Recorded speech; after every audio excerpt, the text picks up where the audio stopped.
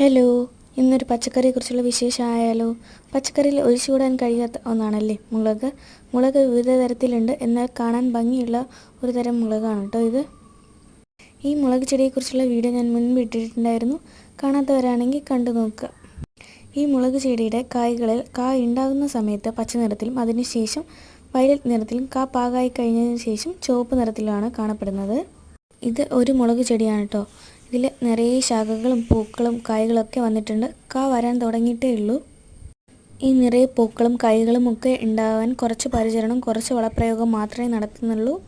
മുളക് ചെടികൾ നടുമ്പോൾ നമ്മൾ ശ്രദ്ധിക്കേണ്ട ഒരു കാര്യം, എല്ലാ മുളക് ചെടികളും ഒരുമിച്ച് നടാതിരിക്കുക.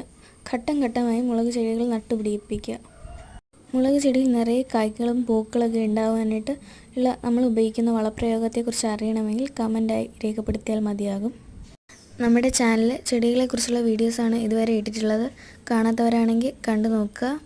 ചാനൽ ഇഷ്ടമായെങ്കിൽ ചാനൽ സബ്സ്ക്രൈബ് ചെയ്ത് സപ്പോർട്ട് ചെയ്യുക. വീഡിയോ ഇഷ്ടമായെങ്കിൽ ലൈക്ക് ചെയ്യുക. നിങ്ങളുടെ അഭിപ്രായങ്ങൾ കമൻറ്റായി രേഖപ്പെടുത്തുക.